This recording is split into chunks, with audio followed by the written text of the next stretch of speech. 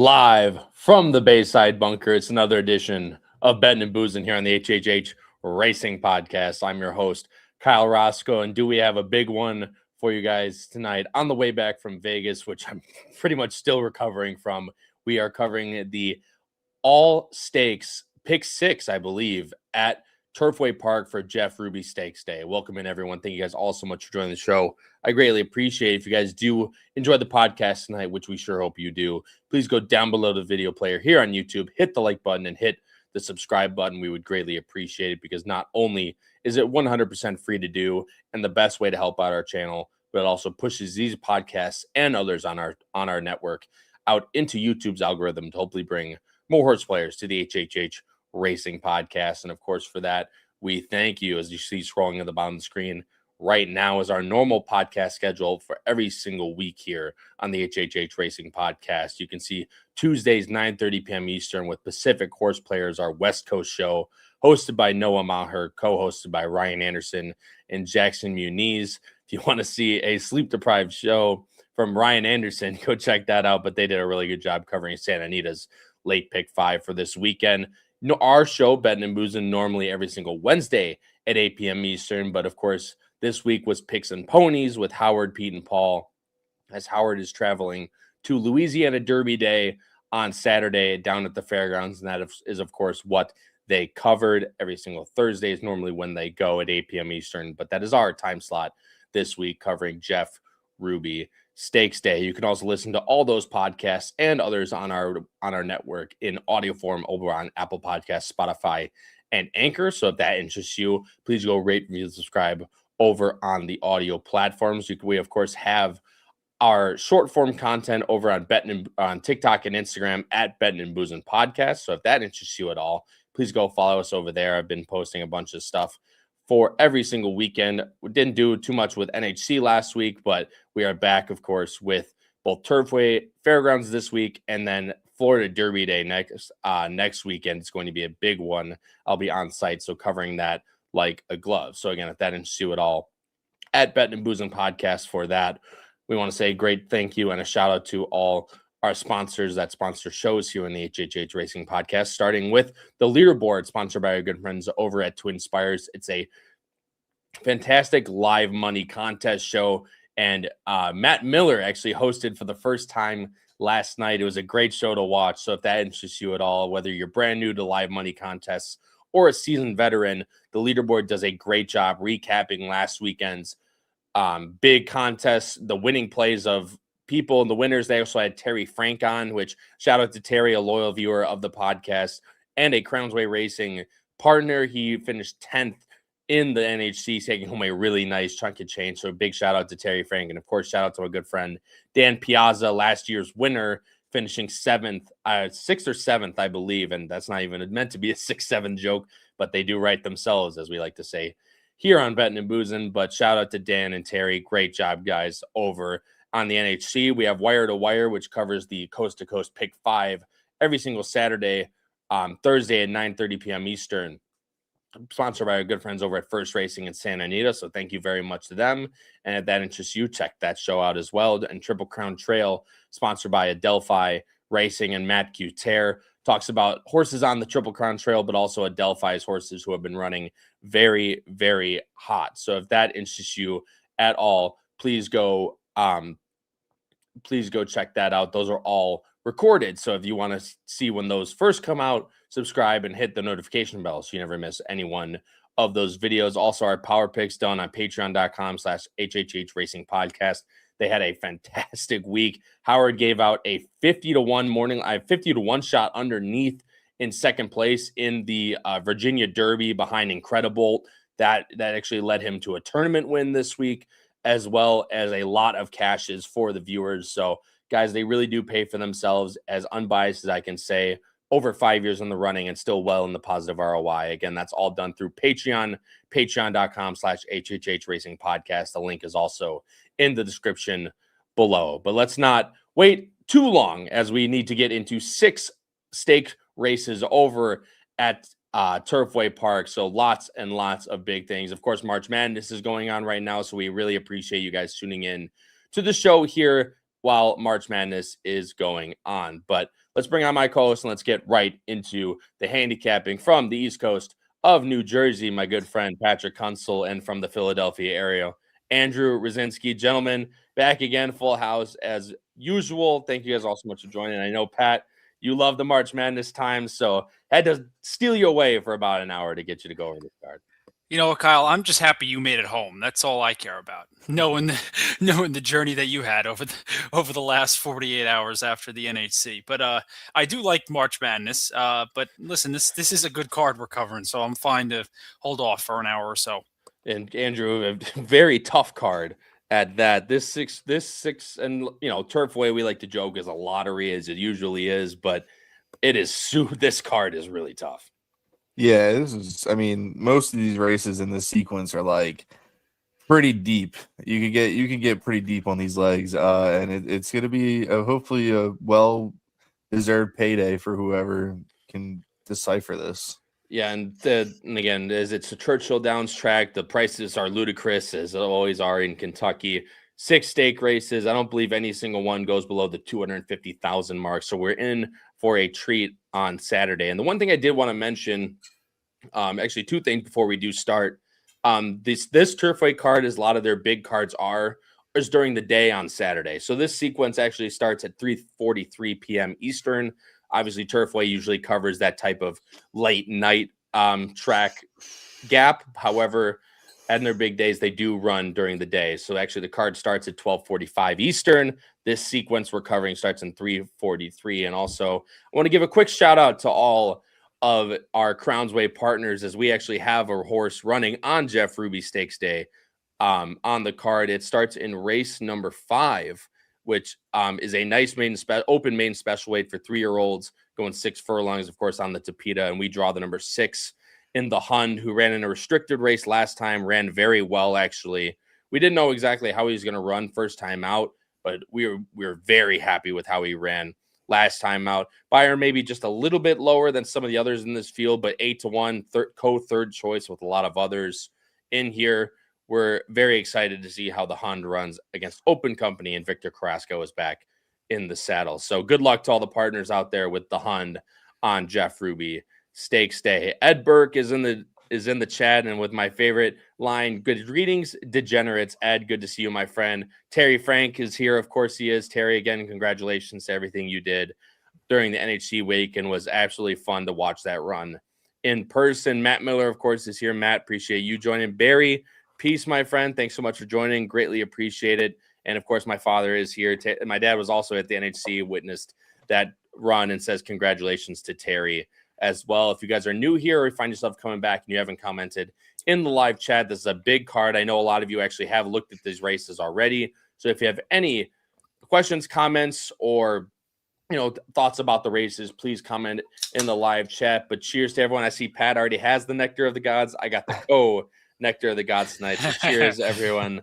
out there. Let's get it going. The sequence we're covering starts in race number 7, and it's the Latonia Stakes. It's a listed stake on the Tapeta, of course. Jumping to race number 7, it's a field of 7 to kick off this sequence, with the morning line favorite, and probably going to be the most heavy favorite we'll cover in this sequence, in the number 1, Literate. Luan Machado for Brad Cox pilots this 6-year-old mare, 8-5 on the morning line. Your second choice is to the outside, the number 7, 5 Aside for Gerardo Corrales and John Service at 4-1. That's your third choice. Your second choice is the number 3, Golden Sunshine.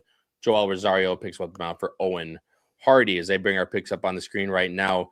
Both of you are going with Literate. I'm actually going with the number 2, Stylish Sue, going to try and pick up a little bit of value to kick off this sequence. But Pat, look, she's easily the horse to beat.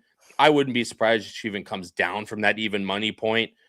There's just a lot to like after that last race, the Wintergreen out of Turfway. Yeah, for sure. I just think that she's in great form right now, probably her best form that she's been in in a long time. And her 2 races in 2026, I just believe, obviously best this field. She's going to come from out of it. She definitely, wants some pace to run into what she's had. I don't see why the mile and a 16th should not be a problem for her.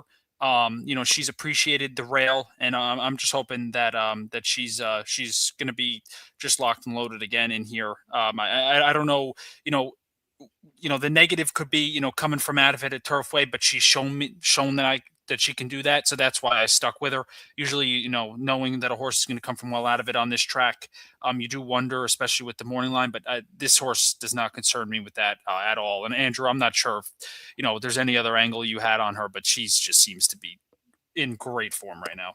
Yeah, no, the only other thing I would add is that she's coming off of that career high buyer, which is always a good thing to see. And the workout post that race was nothing to be, to frown upon. It looks like the horse hasn't really skipped a beat. So I think if that horse can keep this form, this horse should win.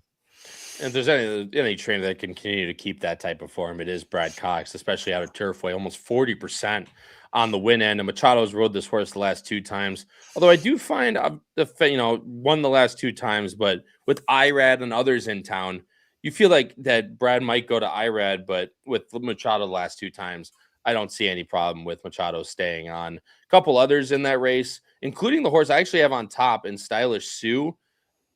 Just there was so much pace that day. Every single horse that finished close, besides Devasa, I guess you could argue, came from way out of it. Literate was in 6th early. Settling Storm was in the back of the pack last time out. The only reason I'm going with Stylish Sue in this race, I just don't see that nearly that amount of pace in this race at all. And that's my one concern with Literate. See, Timeform actually has them favoring front runners, as DRF is a fantastic tool for that. The only other horse that had really any type of pace early is Devasa, but she's arguably way better with the target in front of her. If you go back to the Likely Exchange Stakes, where she was also bested by Literate. And I'm not saying Literate's by far the best horse in the race, in my opinion. And if she continues off that 95 buyer, she's going to be very, very hard to beat. But pace scenario wise, if Stylish Sue gets brave on the front end, plus you get IRAD aboard, I'm going to really give her one more chance in a race where last time it did no favors to her at all, where they went 46-4 for a mile at Turfway. That is really cruising. I know that was her first race on the synthetic, so you could argue maybe she's not a synthetic horse, but she seems to handle it very well. In the morning, last time was a 49-2 complete maintenance work after that last race at Turfway Park. So she seems to still be fine, and hopefully she can continue that form that we saw of her late last year off that layoff and that optional claiming 100,000 with one of the Ortiz brothers aboard. Now lone lead plus IRAD plus 9-2, willing to take a shot against the most likely the heaviest favorite that we'll see all day in Literate. But again, if she's going to be, 4 to 5 even money, and if she wins, I don't see why people should be playing against her just because she is low on the price. But both of you actually have Golden Sunshine in second. So Andrew, I'll let you take it. Pat, you can feel free to add anything you need to do. But Owen Hardy has trained this horse up very, very well. Maybe a little late on numbers, Andrew, but you're getting Joel, who ships in here from Gulfstream and 5 for 6 at Turfway. Yeah, this horse just really likes the Turfway circuit, and I think that sure the numbers are a little lackluster when it comes to the heavy hitters in this field, especially at a 7-2 morning line. Yeah, you might want to you might second guess yourself when you see those type of numbers and that type of price, but you get a Godolphin homebred like this that's really good over a synthetic course like Turfway. The distance isn't an issue. You get Rosario. It just seems like this horse can take a step forward, and if it was going to take a step forward, it would probably be in this spot, and that's why they're so aggressive with the spot, is because they have faith in the horse. Because Godolphin doesn't shy away from a bright spot, so I think that this is a good spot, and it's aggressive enough where it catches my eye, and I think that's why the morning line's 7-2. I don't know if it's going to be good enough, but I think if there's enough pace scenario, which maybe the 6 does pressure 2 a little bit, and then this one can come from the clouds. I think this one actually, Pat, I don't know if you saw it the same way. I feel like this one could have a jump. I feel like Literate's going to be, if not last, one of the last horses in this field. So a horse like Golden Sunshine can definitely get the jump on a horse like Literate, in theory. Yeah, I agree with you. I just think that she's starting to progress, and she's going to be one of those, now that she's 4 years old, She's in the older division. She's going to kind of be able to show what she's about. And I think, she was kind of stuck in some tough spots, facing some tough fillies throughout her 3-year-old campaign that she just wasn't able to live up to them. So now's her time, and this could be, the stepping stone to a good 4-year-old campaign for her, because she's shown that her last 5 or 6 races, she's been right there. Yep. So who knows, if they can get her going here, Joelle can have her closer, like you said, Kyle. That's a good point. She might be able to get the jump. Yeah, and I fully agree with that. The only other horse I want to talk about here is Warming, the Grand Motion filly. Johnny V ships in here and hops aboard her. I liked her last time, and she ran very, very well. Just losing at a handicap, which I believe was on Holy Bull Day, if I'm not mistaken. That's right, yeah. January 24th. So that was off the layoff from Del Mar and the Bayacoa, where Tried Dirt didn't like that, basically cross the line through that. And if you do that, she's been in raging form, really trending in the right direction.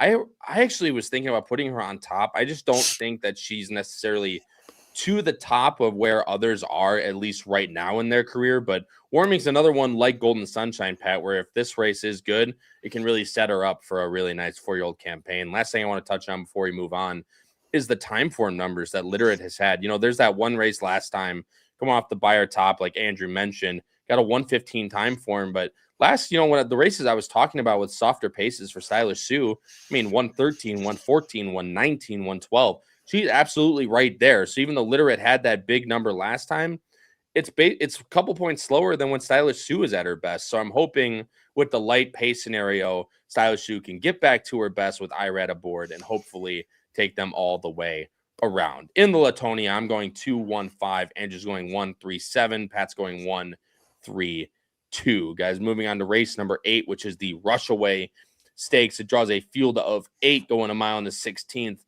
Out there at Turfway Park, and for $250,000 again, bringing up the field on the screen right now, a light morning line favorite in the number 5 Valiant for Irad and Brad Cox at 3-1. Second choice just to the inside, and the number 4 Steel Imperium, Vincent Cheminade and Kalo Karamori at 7-2. Third choice to the inside, the number 1 JJ Gray, Rosario and Kenny McPeak at 4-1. I am going with JJ Gray. Andrew's going with the number 2 Trendsetter at 6-1, with Kimura shipping in to ride one later for Ben Colebrook. Pat's going with the number 3 East Village. So we're not really on the favorites at all in this race. I have the 5 in second. We all have the 5 somewhere, but not necessarily on the win end. So a couple of the favorites in here, but a lot of us are going somewhere else. Andrew, I'll let you talk first. You actually have Pat does, excuse me, but Andrew, you have the number 2 Trendsetter aboard, Kimura shipping in, taking up this mount.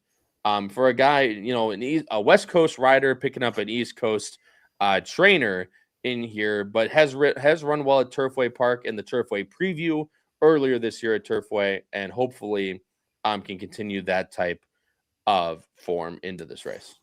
Hey, we all know that Kimura basically jump started his career with synthetic racing up in Canada. So I like it when a jockey like him comes out for these type of meets and he gets back to a surface he hasn't really ridden in a while.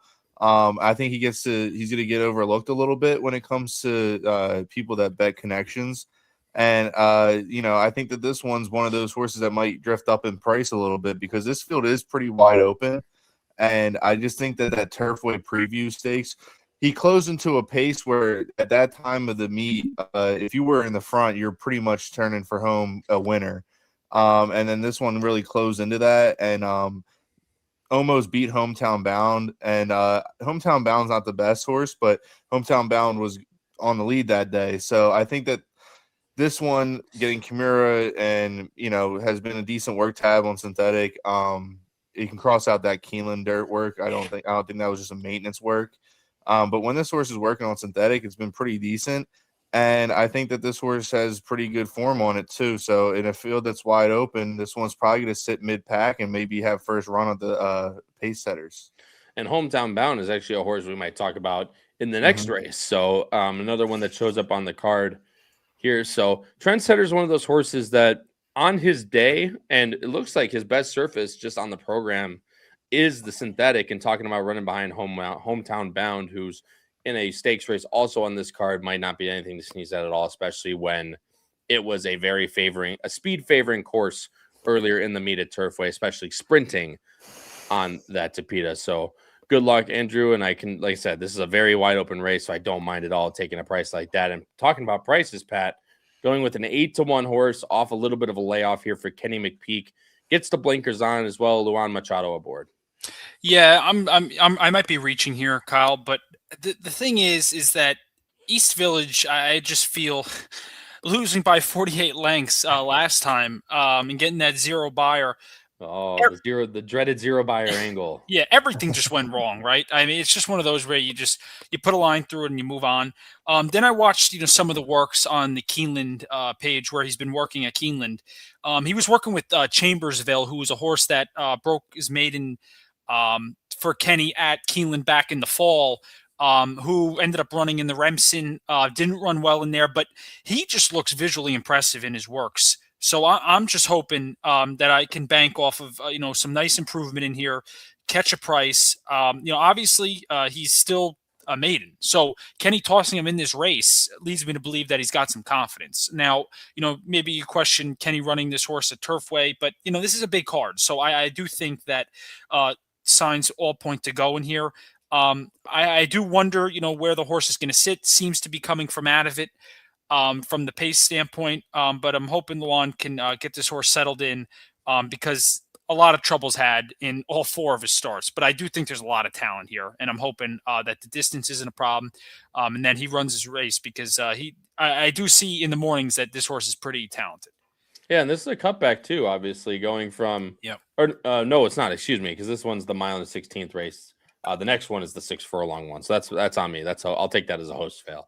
But no, East Village is absolutely, again, in a race that's so wide open. I love that the boys are going price shopping. And there's a little bit of pace in here, starting with the number 5 Valiant, the morning line favorite. This horse is very quick out of the gate. And then Rhythm Lady, who's shown to be quick out of the late in her first 2 starts. So the 5 and 6 should go out to the lead, which should set up for both the horses that has already been talked about in Trendsetter and East Village.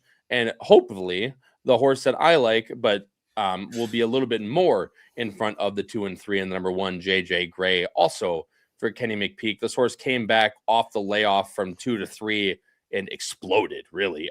Going on the dirt at Fairgrounds, this horse has been working lights out, came off the blocks in early March, blew the absolute doors off that optional claiming field. This is, of course, a step up and to a surface this horse has never tested before. But I'm hoping that 4-1 sticks. And if that 4-1 sticks and he sits a really nice pocket trip from the rail, I don't necessarily think he's going to want the lead because I think the 5 and 6 are a little bit quicker than he is. But if he's able to just sit pocket type trip, he's shown the ability to rate in both of his wins, not necessarily, coming from way out of it, but being able to, press the pace, stalk the pace, and be able to go by, which is usually a very good trip to have at Turfway. Also gets a couple pounds on the allowance on the weight allowance side. JJ Gray, I know he looks like a 1-number horse on paper, but when these horses improve a lot from 2 to 3 and they also back it up in the mornings, that's when I'm willing to take a chance on a horse like JJ Gray. So Joel hops aboard. Hopefully I do not get Rosario'd and the meme does not come out from the boys that do their show on Tuesday. Lots of others in here. I talked a little bit about Valiant. Andrew, I'll leave it open to you. Also talk about Tartable, who's 12-1 on the morning line, or it's coming from your neck of the woods. So anything to mention on either Valiant or Tartable? I think Valiant's probably class of the field, and Brad Cox is obviously going to go to his heavy hitter riders like Irad in these type of situations, which is what I like. And I think the numbers at Turfway have been pretty solid. I think they're definitely his best numbers, and I think that the distance is okay too. So, and with a horse that has some speed on a track that could favor speed on Saturday, I think Valiant's definitely the one I think that might be the horse to beat on paper. Maybe not in my opinion, but by the paper, I think 5 might be the horse to beat. And then Tartable, I think it's a decent live long shot. I don't know how this horse is going to like synthetic, but this horse was bought by Gold Square for a hefty price tag, and this horse was always meant to be on some kind of trail, I feel like, for Chad Summers. and then something must have happened. We gave a couple months off because that third place in the Maryland Juvenile was pretty decent. And then the horse came back and ran okay and lost to some okay horses at Aqueduct.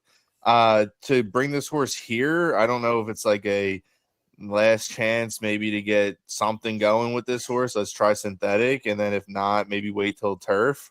But this horse definitely has some breeding for it, so I think that this one could be a little bit live underneath. And I love Xavier Perez chipping in for it too, which is a sign of confidence. And yeah, at 12-1, you might as well have something like that underneath, possibly a 2-1 Valiant. And talk about a guy that's kind of gone under the radar. Chad Summers has kind of shrunk his barn a lot, but still 24%, to win 20 out of 84 starts. That's a very good number to at least take a look at. And this is another one on that same type of angle I was talking about, Andrew, where, they take that jump from 2-year-old to 3-year-old off a little bit of a break. Now they show up in a spot like this, a lot of confidence and what's going to be a pretty big price. So good luck, Andrew, with Tartable trying to key in under your exactas and trifectas. Pat, a lot of your horses have been talked about, but like I said, anything to add before we do move on? No, I mean, I just think Valiant is a horse that, is somebody just from, buyer figures alone, we're looking to see if we can beat, knowing the odds and the connections, as Andrew noted. And that's kind of why I have this horse in third, just because I need to see a progression here. I mean, this horse, for the price tag should be running in, let's just be honest, on another track or on a different day, right? It is what it is. But I do think that this is a race we should go price shopping, and we all kind of are doing that. Yeah, and the fact that this horse, obviously everyone knows Brad Cox, and he knows this horse is best, but the fact that this horse started at Ellis, then moved to Indiana, kind of shows what Brad originally thought of this horse, trainer intent-wise. Went in the Leonidas, finished fourth. Like, not bad, but the fact that, does this horse deserve to be 5-2 in this spot? I mean, in IRAD, we trust in a kind of way, but I don't know. This is the one that I'm trying to beat on this card. Although I do have him in second. And I have Steel Imperium in third. One that if the pace does heat up, will definitely pick up a lot of pieces, and I think we'll drift up off that 7-2 morning line stature. In the Rushaway Stakes, I'm going 1-5-4. Andrew's going 2-5-7. Pat's going 3-2-5. Moving on to race number 9. It is the Animal Kingdom, and this race always has a close one in my heart for this man behind me. Shards, I believe, ran third in the Animal Kingdom as a 3-year-old, but it is an only 3-year-old race. 6 furlongs out there, Turfway, and 2 Wesley Wards show up in this spot, headed by the number 7 outfielder, a horse that a lot of people are looking forward to coming back to the races. Johnny V takes the mount at 2-1. Second choice is the other Wesley Ward longshoreman. Joel Rosario takes the mount at 5-2. Your third choice is the number 8, the aforementioned Hometown Bound for Victor Carrasco and Jorge Duarte. As I bring our picks up on the screen right now, I'm going with the number 1, Small Town, at 12-1.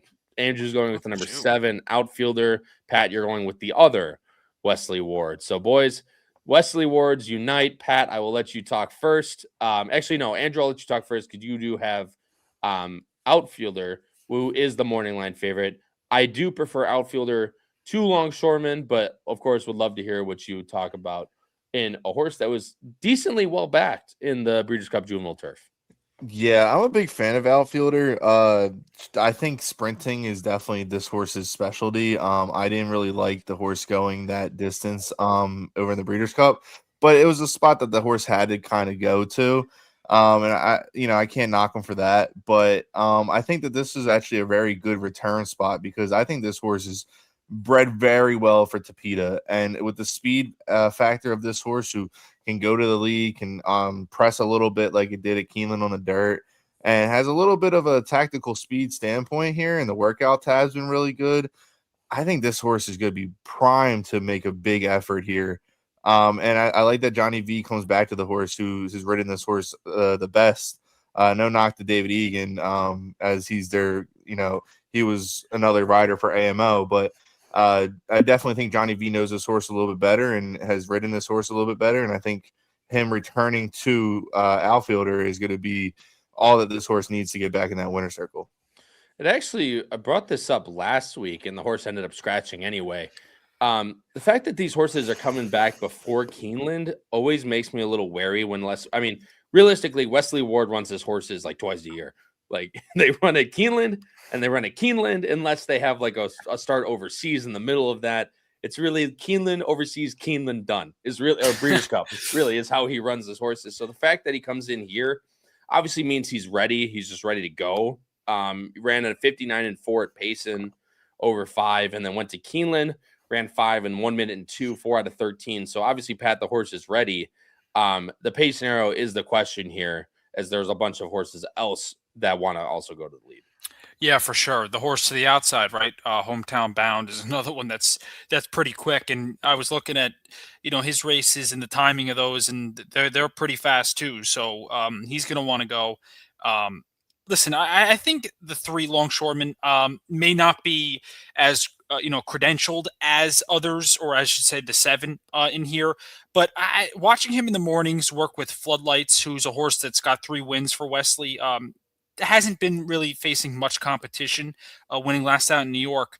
But watching him in the mornings, he's worked pretty well. And I don't see Joel picks up the mount. Joel, at Keeneland runs a lot of popular or pretty known 2-year-olds for Wesley. So I don't see why this horse shouldn't be well meant. Been put in tough spots. And I just think it has shown to be able to be tactical in here. And I'm thinking, obviously, is going to have some speed, but has been put in tough spots again. And I think it's the other Wesley in here, and I'm going to take a chance. Yeah, and where's Chuckles Ward when you need him? To take one of those horses on top. But no, he's honestly, knee deep in losing March Madness bets. That's really true. I'm sure. But either way, I think both the Wesley Wards definitely need to at least be taken. This horse also gets an equipment change with the blinkers off. But again, another one coming off the layoff before Keeneland. It's always something that worries me. Look, it's Wesley Ward. Of course, he can have these horses ready. Of course, he can win. Both these horses have been working very well out at Keeneland and elsewhere. Just there's a lot of speed. Both Wesley Wards will not battle each other on the lead, but Hometown Bound is a horse that wants to be on the front end. Archimedes to the outside of the 3 is not slow. Ganas is not slow. I'm going with a horse that's tried and tested on the Tapeta, coming from off the pace in decent paces. And the number 1 Small Town, which you all know I handicap without morning lines. The fact that this horse is 12-1 is very interesting, and it almost seems to me like this form is a little bit dirtied up. That 81 out at Turfway going 6 furlongs, exactly what this race is more than good enough to win this in this race. Outfielder, go to that horse. I mean, granted, it's a 2-year-old, but 74, 79 as a 2-year-old. A very early 3-year-old. Small Town ran an 81 coming from off the pace. Was favored it was very well bet in the maiden race. Went to a mile last time. Not what the horse wants to do. So coming back to this sprinting distance, Kimura hops on this one as well. I'm very interested in Small Town, and I'm interested to see what this horse actually goes off at. Because if this horse goes off at double digits, it might not be that good of a thing. But also, I mean, if this horse gets bet down to 7-1, somewhere in that range, especially with the 2 Wesley Wards in, I want every piece of Small Town. Because if I go to time form here, which again, DRF formulator can't speak enough good about them, and adding this time form figure, but the 3, 7, and 8, Wesley Ward and Longshoreman will not battle each other, but the 7 and the 8 are very quick to 2 Ganas right behind him, including the 4 Archimedes that I mentioned. Small Town's right in behind all of those horses. If they go 46, something like that, Small Town's in prime position to pick all of that up. And he's a little bit slower on time form, got a 98, while Hometown Bound actually leads the time forms from his first win out at Laurel Park. An outfielder got a 107 for that dirt effort at Keeneland last year. So again, right in the mix in terms of speed figures, and the fact that he's going to be 6 times the price at least of outfielder. I'm going to take a shot with Small Town at 12-1 morning line. A couple others that we have in there is the 8 Hometown Bound, which we've mentioned a lot before. a couple threes. I have the 5 Gnome in there, or I think it's Gnome actually, which is just kind of annoying, honestly. I love Dee Dee McGahee. She's fantastic, and Kelsey, of course. But this is another one that if the pace does heat up, this horse will pick up pieces. Good enough to be in, to run in a field like this. I'm not so sure that the horse beat a half length to Mom Spaghetti, which fantastic name, might I add. But the horse is 20-1 in this field and only beat him by half length. But just if the pace scenario heats up, Gnome will be running late. So look into that horse as well. And Hometown Bound, I like, but it's just the pace scenario is going to be really tough, I think, for this one in terms of facing the 2 Wesley Wards who also want to be forward. I feel like I have a tough time seeing Hometown Bound in the winner's circle, but if the horse is able to press, who knows? And if Longshoreman doesn't go, Hometown Bound can definitely sit off like he did at that Laurel race and finish real nicely, getting an 86 buyer out there at Laurel Park to back up that time form number. In race number 9, the Animal Kingdom, I'm going 1-7-5. Andrew's going 7-8-4. Pat's going 3-8-7. Moving on to race number 10 in the Kentucky Cup Classic, guys. It's a grade 3 sponsored by our good friends over at Twin Spires. Goes off at 5:13 p.m., going a mile and an eighth for $300,000.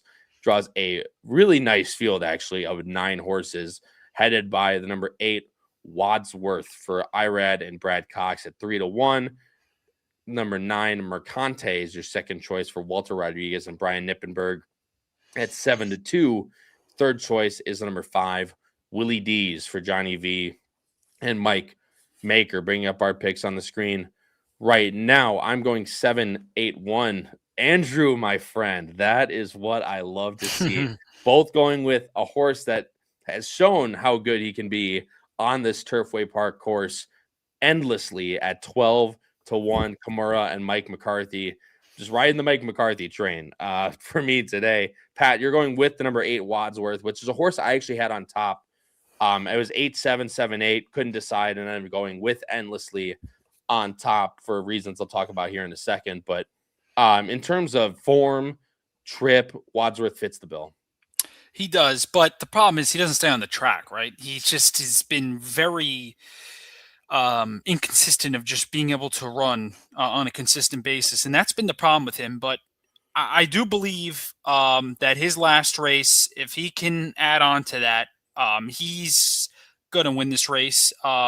He's should be much the best just on form alone. He's run against some tough foes in here, and I don't see why not. He can't, just replicate that again.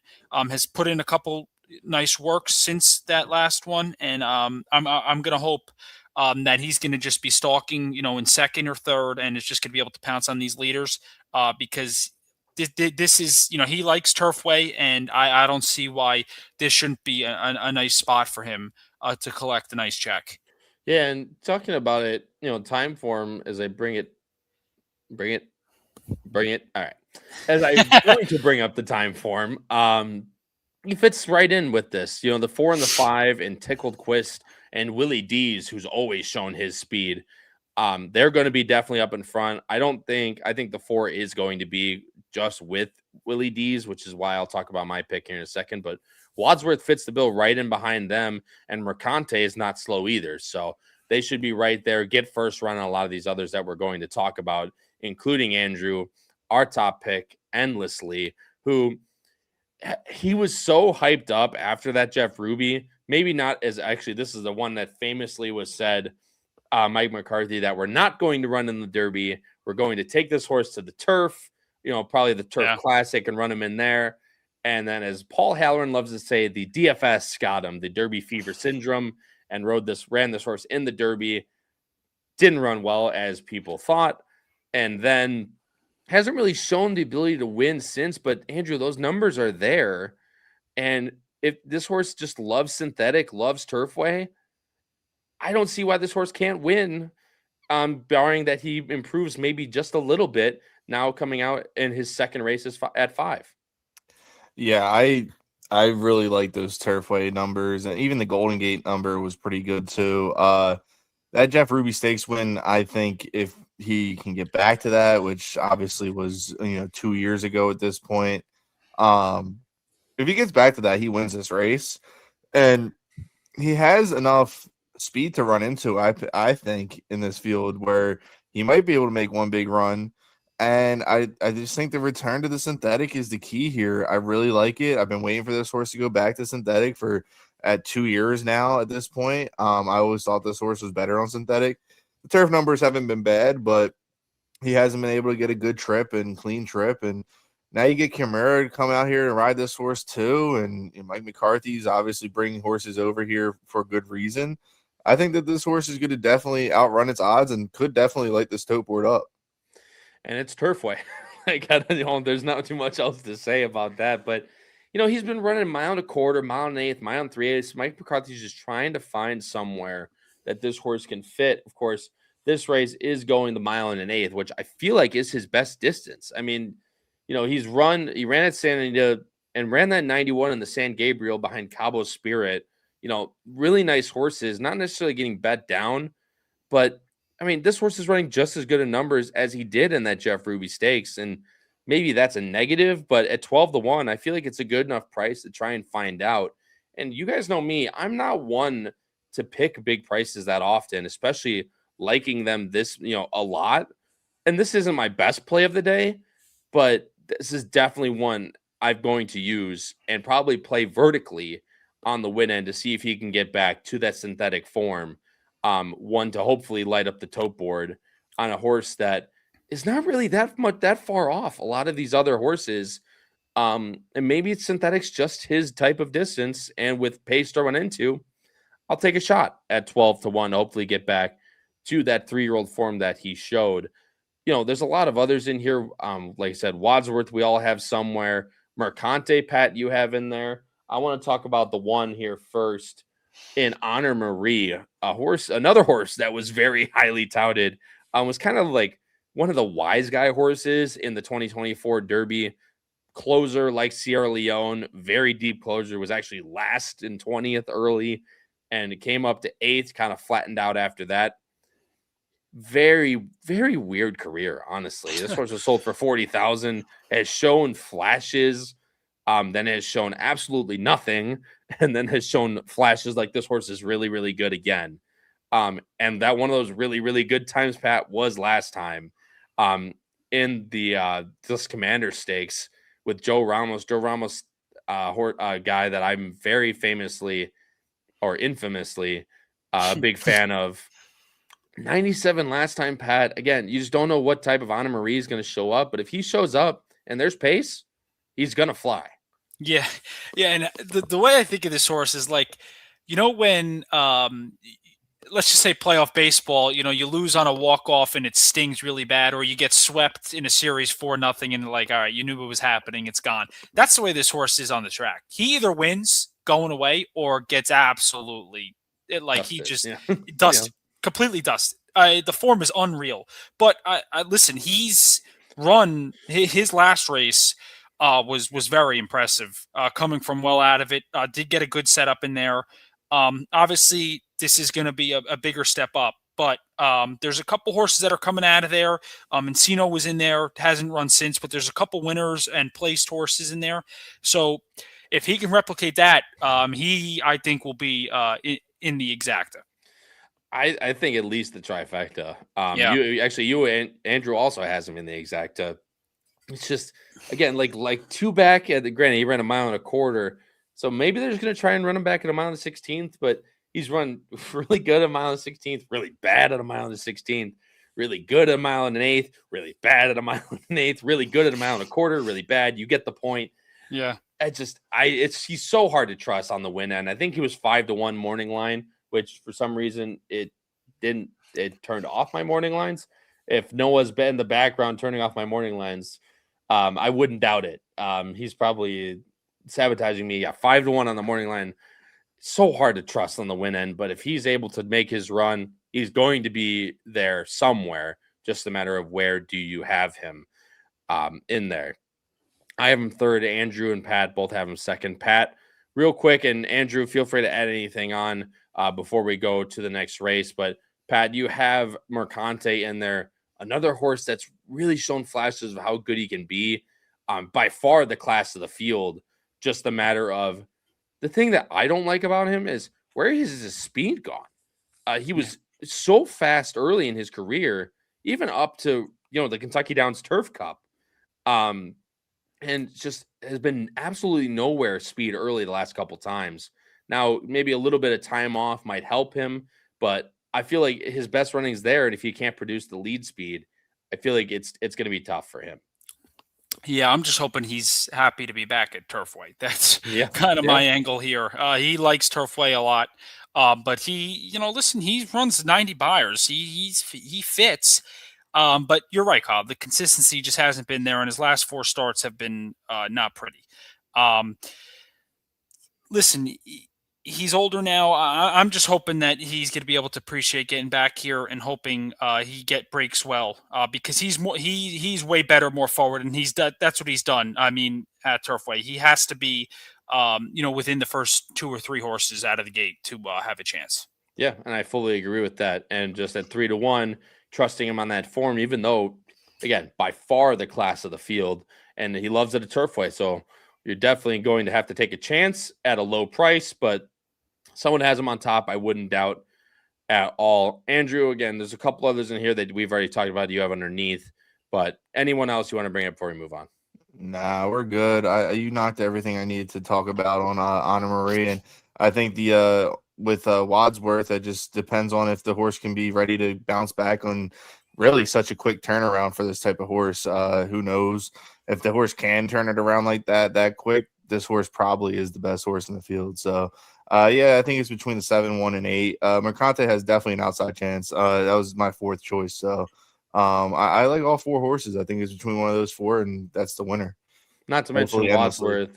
I fully agree with that statement. Not to mention that Wadsworth was another one ridden by Luan Machado, but this one ends up getting IRAD. So I feel like that's also something to take into account. In the Kentucky Cup Classic, I'm going 7-8-1. Andrew's going 7-1-8. Pat's going 8-1-9. Guys, moving over to the co-feature on the card, it is the Bourbonette Oaks with Kentucky Oaks points on the line. Mile and 16, 300,000, draws a field of 12. And this is an absolute doozy of a race. Morning line favorite, a lukewarm one, and number 5, Scratch It, Irad Brad Cox. No surprise there at 7-2. Second choice, the number 10, La Vie Lumiere for Kazushi Kimura and Mike McCarthy at 4-1.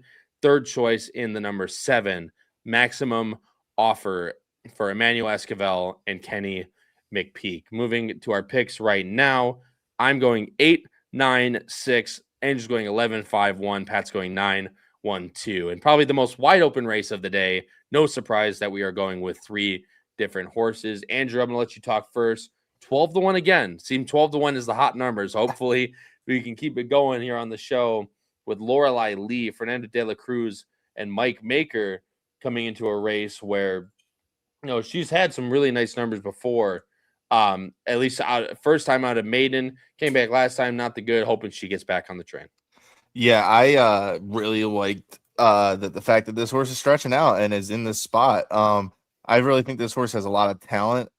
She just hasn't really been able to show it to her full potential yet because of, I think, the distance issues. This one's worked out really well on the synthetic at Turfway consistently. Basically through her whole campaign this year. Maker's been very aggressive with this horse as well. Definitely getting these works drilled into her. I mean, consistent 5 furlong works going around the 1 minute mark, and the times being that consistent week in, week out is definitely a good sign that this horse is fit. And I just think that De La Cruz has really given this horse 2 pretty good rides. Just got very unlucky last time out having to duel so wide and pressing that speed. Never really got comfortable, but I think in a field that this big, this one can kind of sit under the radar early on, get comfortable, and hopefully make first run at the leaders. And I think this one's going to show a lot more improvement stretching out, because that debut race, passing horses from dead last in a 12-horse field and breaking mid-pack and still getting up with basically, and it cleared the field. And didn't have to do too much doing that, like when it came to visual performance. I think that this horse definitely has more in the tank and is going to show it on Saturday.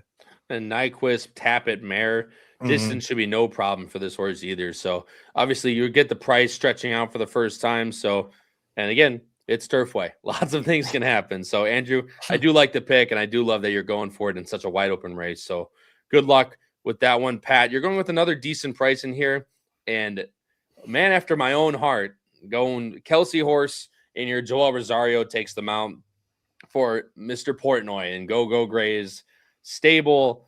I actually didn't know that he had a horse with Kelsey. So the fact that that's the case. Yeah, I didn't know that either. Was this a private purchase, you think? It must. I would assume so. It must have been. Joe Ramos now picks up. I believe it is, by the way. I believe he made a video about it after that second place in the Cincinnati Trophy. He said he purchased the horse for a certain amount of money. I kind of recall it a little bit. I just know the name is definitely one of the horses that he bought recently. The horse ran well, and it's gray. So obviously, the Dave Portnoy's interested. This is a fast pace, Pat, and I do like this horse a lot as well. I have her in second. One that's going to be picking up a lot of pieces late. Yeah, for sure. And that last race, I just thought in the slow pace in the Cincinnati Trophy, I thought she was one of the only ones, if not the only one, closing in it, which really impressed me. And I'm hoping that with this setup, she should appreciate that even more because, listen, she was bet that day, but this is a spot where I think you really do want her because there's others that she faced in here that got an easier trip. Who for I think it's the one for Paulo Lobo who got just the fractions in that race were just criminal. And I just don't see how that horse is going to be able to set those fractions again. But has done it before with quicker fractions, so that's kind of why I had the horse in second. I don't know what you thought between the 1 and the 9, Kyle, or that race in general, the Cincinnati Trophy. But I just thought that Lovely Gray is by far the horse I want out of there, and I really liked that race. I fully agree with you. There's not a chance in hell that the one sets that type of fraction again in this race, and that's the reason why I like Lovely Gray in there because you are right, Pat. She's really the only one making up ground late in that race and finishing 2 3/4 behind a horse that went 50-4 and 115-4 is a very good sign that this horse has ability and can run very well. And again, I would love nothing more, even though this horse seems to be a turf horse, that if Kelsey can get a runner in the Oaks, there would be nothing more that I would love than that. So Lovely Gray, I completely agree with. I went to the horse to the inside, the number 8, Bless Her, coming out of maiden win, but a very, very nice maiden win at that out at Gulfstream Park on the Tapeta. As I'm going to try and bring it up here. This is one of the only replays we can watch because we still can't watch Turfway replays in DRF, but we can watch Gulfstream replays. But the number 5 is the one you're looking for in here. She's actually wide out here in the black and red cap. As I skip ahead a little bit here to the stretch drive, she comes on a wide sweeping move, never goes to the inside at all, and just absolutely blows the doors off this field. Who did she beat that day? That is the biggest question, of course, but she switches leads professionally. She gets out to lead, doesn't idle. The visually, it's very impressive. And the fact that Graham Motion, who's a trainer, who's the quintessential, the number one of putting the horses in spots that he thinks they can win, the fact that she shows up in the Bourbonette Oaks is a really big sign of confidence in the Graham Motion barn, and picks up Johnny V. I love this horse at 8-1.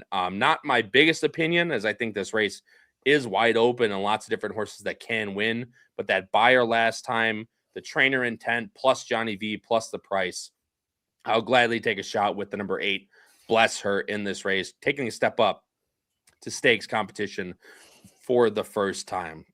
Lots of others in here that we like. We'll go through quick as we're nearing the 56-minute mark. We greatly appreciate everyone watching. Pat, you'd like the one. You talked about how much you liked that race last time, and Resist. Actually, you're going with all 3 of those horses out of that last race, so I don't need to go to you anymore, really. We already talked about what you like about that. Andrew, I'll go to you next because I do want to talk about the favorite in Scratch It. You're the only one that has this horse in there anywhere. she's ran like nice races. They just seem a little bit slow. And Brad Cox comes into this race off the layoff. So the intent is obviously there, and the belief and the confidence in Scratch It is big. But the price she's going to be at with the numbers she's ran off the layoff, that's my concern. Yeah, it's a weird spot for her. I don't know if she's going to take to the synthetic like some of these other horses have shown so far. But the turf numbers should carry over. They are a little light, but those were 2-year-old numbers, and this horse has had multiple months off to gain more form and maybe gain more muscle. For Brad Cox to put this horse here, I think is a good telltale sign that this horse might eventually just transfer into a maybe even a more versatile horse. Like maybe this horse will go to dirt down the road. Maybe turf wasn't this horse's strong point and just ran really good numbers. There's a lot of questions. That's why I think that I went with the 11 over top of this horse, because I think there's just more value other places. But if this horse is supposed to take better to dirt or synthetic instead of turf, the numbers are easy to improve off of, and then you gain IRAD, and it's Brad Cox in a big spot. I maybe off the layoff, this horse could definitely improve, and at 7-2, I might not want to take it on top, but in a wide open field, this horse might even drift up. There's really no telltale standout horse here, I think. So in a wide open field that's going to get a lot of money and attraction from bettors, this one might not even go off 7-2. It might go off closer to 4 or 5-1 as a lukewarm favorite. So there might be some value here, but I doubt it. I don't know. Too many question marks, and yeah, I think that this one could be better on synthetic. Yeah, I mean, definitely could be. But again, taking that type, and maybe she will drift up. Maybe I'm wrong, but the fact that she's going to be favorited off those races, off the layoff, I guess you could play an IRAD I trust angle, but I just think, like Andrew actually said, there's just better value to be had elsewhere. But with the number 6, Call Me Your Majesty, the last horse we'll talk about before we move on to the Jeff Ruby, I just think this horse showed last time really well the ability to pass, sit. I know this horse hasn't been bet too hard in both of the last 2 races, but Wayne Catalano is no stranger to the big stage. Cheminade usually runs well out here at Turfway. A little bit of a tough start to the meet for him, but a horse that showed promise last time out, getting the 73 buyer, maybe a little slow, but can improve off that last race and at least pick up a little bit of pieces if the pace does heat up, which in theory looks like it can. In the Bourbonette Oaks, I'm going 8-9-6. Andrew's going 11-5-1. Pat's going 9-1-2. Guys, before we get to the Jeff Ruby, if you guys are enjoying the podcast tonight, whether you're watching live or as a replay, please hit the like button, hit the subscribe button. We would greatly appreciate it. We do this 52 weeks out of the year. So, and especially loading up to the Kentucky Derby, we'll have a ton, and I mean a ton, of content to bring you guys. Let's get right into the main event, guys. It's the Jeff Ruby Stakes, a grade 3 with my favorite purse that I've seen in a long time, with $777,000 going a mile and an eighth. Of course, for 3-year-olds, draws a field of 12. Is why wouldn't it? With the morning line favorite being actually a pretty heavy one concerning the type of field we have here in the number 11 Stark Contrast Kimura. Mike McCarthy at 5-2 by my pick so far tonight. I'm sure you can probably guess who I'm going with. With the number 2, Full Effort, Irad Brad Cox in second. No surprise there at 7-2. Third choice is shared between the number 6, Medici for Marco DeMuro and Richard Mandela at 6-1. And the number 10, Argos, a new acquisition for the Brad Cox barn. Luan Machado takes them out at 6-1 as well. Bringing up our picks on the screen right now. I'm going with the number 11. Again, I weren't no surprise there for me tonight. Pat's going with the number 5, Black Hornet.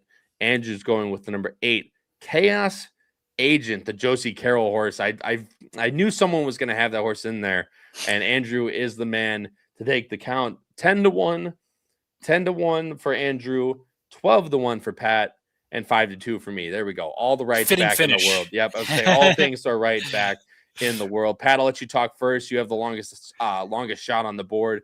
I'm surprised this horse is that high, to be honest. Yeah, with he's you. not. I don't think he will be. No. But that last race in the Black Gold, which of course we can't show, was very good. Very good. And I really liked the turn of foot that this horse showed in that race. He was flying late, and it just wanted me to And listen, watching that race, this horse wasn't coming from that far out of it. He made a move that allowed him to be able to get in this position, and then was able to kick on late and win impressively. And it kind of like the light bulb went on when he broke his maiden back in the beginning of February, because this horse just seems to be pretty good and has dealt with some trouble. So kind of has been schooled a little bit. Obviously, Brendan Walsh is taking a chance in here. I don't know about you guys, but just looking at this race over the last couple of years, I feel like this race has been more used as a prep for one of the turf races on Derby Day rather than like the American Derby. I believe that's the race, right? Yep. The American. Yep. As The one that done as by more Trickery at 42-1 when we were there. Yeah, I remember. Yeah, I feel like that's what this race has been used for, and I feel like that's the spot Black Hornet will go if he runs his race in here. But I just really like the way this horse has been running, and should not really shouldn't mind the synthetic. I mean, the essential qualities. Looking at the numbers, they are 3 for 37 over time, but there's a couple in there that have run pretty well consistently on the Sin. So I'm hoping this is another one for Brendan Walsh that's going to be running on the turf going forward. And I know Jackson Muniz also likes this horse as well. Again, 12-1. I'm not know if you'll get that based on that last buyer, and it is Brendan Walsh. And Declan Cannon rides a lot for him. He's usually a second rider, of course, to Tyler Gaffleone, but with Tyler, I don't know if he's going to Fairgrounds or he's staying in Florida. I haven't looked at either card yet, but Black Hornet definitely is one to look at a double-digit price. And speaking of double-digit prices, Andrew, Chaos Agent, the Josie Carroll horse who put up a big buyer number, on the synthetic first time out, picks up Joel as well. Lots of things to like about this second-time starter out of the Carroll barn. Yeah, I just think that if Carroll didn't think this horse was legit, she probably wouldn't put this horse in this spot. There's a lot, having open conditions like that coming off a maiden special weight victory, there's a ton of spots for this horse to go to if this horse wasn't legit.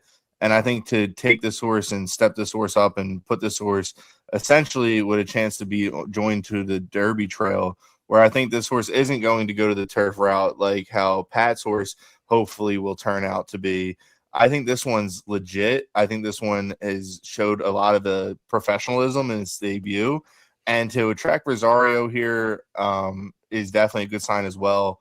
And just, I think this horse is definitely going to be one to watch. And hopefully can keep its 10-1 morning line, because I think going forward, that might be the highest price you'll ever get on this horse, because I think this horse is a very good horse and definitely has a lot of upside. And I think he's going to take very well to the Turfway to PETA, just like it did at Gulfstream. I mean, that turn of foot was very professional, even after the bump, to gain focus, even though being green. At the same time, it's just, I think getting older by getting this next race into it. If this horse runs good here, I think this horse has a bright future ahead of itself. And at 10-1, I'm going to take a shot here right off that main special weight victory. And I know that Josie Carroll is not necessarily a very recognized trainer. She runs a lot at Woodbine, knows these synthetic tracks like that. Being that buyer and the attraction of Joel Rosario, I don't know if this horse will go off at 10-1. But again, this is such a wide open race. This board could be a lot of things. I wouldn't be surprised if she goes off somewhere, or he goes off at 7-1, 8-1, maybe a little bit lower than that 10-1 price. But obviously, you gotta love the win on the synthetic. And being green, got to the lead while switching leads, very professional. Did look, almost looked a little lost, kind of slowed down a little bit, allowed Scope to come back a little bit, but very professional, 4 wide around the turn and went past, which is something you love to see, especially from first-time starters. So Chaos Agent, definitely one to look at as well. And I'm going with Stark Contrast, guys. This is by far my irresponsible wager of the week. I love this horse in this spot. I know in the Eddie Logan, by far the most perfect trip you could ever ask out of a horse that presses the pace. But, this horse was 3/4 of a length behind Gstaad. I mean, he would never be there, of course, but what would Gstaad be in this race? 1 to 50 million probably for Aidan O'Brien. I know that's not exactly the best type of comparison, but I thought that race was fantastic from Stark Contrast. Now coming back in the Eddie Logan, easy trip, but did exactly what he was supposed to do in that race, which was win by 2 1/4 very, very easily. Now McCarthy ships him over here, and this is who Kimura is here for. He's not here for the other 2 horses that I picked on top in this sequence. This is who he's here for. 86, 87, by far the best number in the race. And whether this horse goes to the Derby, and Mike McCarthy and Emmerman are no strangers to this type of race, being that these are the exact same connections that Endlessly won with 2 years ago in the Jeff Ruby. So no strangers at all, working like a bullet out at Santa Anita. This seems to be the trail all along for this horse, being out since January, working steadily ever since really late February, but also had a bunch of works late January, early February. So I really, really like Stark Contrast in this spot, not only for everything I mentioned, but also the trip that this horse should get should be in front of horses like Chaos Agent, like not Stark Contrast, like Black Hornet, and especially like the horse that I have in there, as well as Full Effort, a horse for Irad and Brad Cox that will, in my opinion, be overbet. This horse, and I know he won last year this race, but this horse screams like Final Gambit, like just deep closer, flying, never really going to get there. I know he got there in the Jeff Ruby. I know he did. So this whole argument that I'm making right now is null and void from that standpoint. But the last 2 races have been good on synthetic, but they're not 3-1 good. I think it's going to be 5-2, 3-1 between Full Effort and Stark Contrast. In my opinion, Stark Contrast is at least 2 to 3 lengths better than Full Effort on their best day. And if he gets the jump on a horse like Full Effort, I feel like that's going to be very hard to run down. So while I do think Full Effort is one to be considered, I love the trip that Stark Contrast is going to get in this race. Actually, Pat, I want you to talk about this horse before we move on. Last horse, Turf Star, Graham Motion, a guy I mentioned that loves to spot his horses very well. Obviously, has thought a lot about this in the past. This horse ran second in the Bourbon. The final score ran the Kitten's Joy. Didn't run that well, and somehow he still shows up here. So the intent for Graham Motion obviously means a lot. Yeah, his trip in the Kitten's Joy, though, was not pleasant at all. Rough trip there.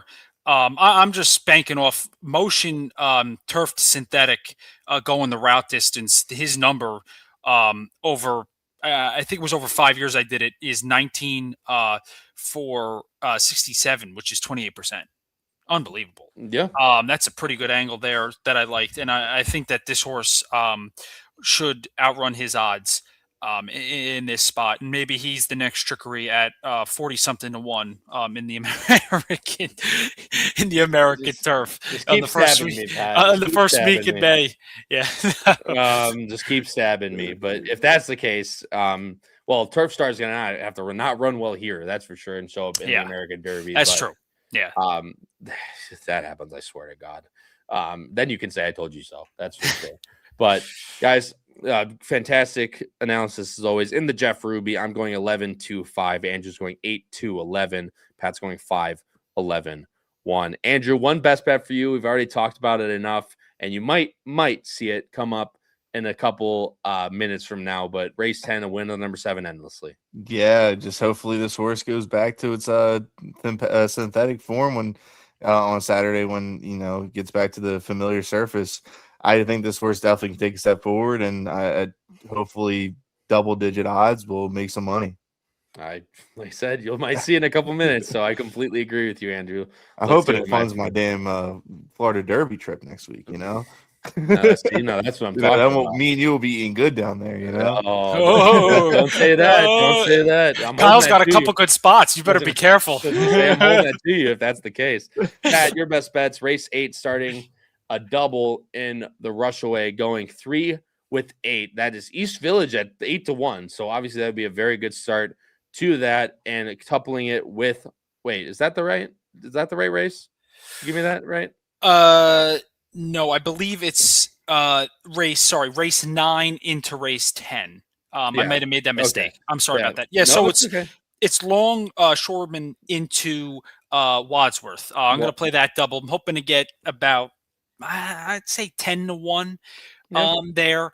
And then in race 12, Black Hornet in the Jeff Ruby. Interested to see what his odds will be, but I don't think they're going to be 12-1. But I'm hoping to get around 5-6-1 in there.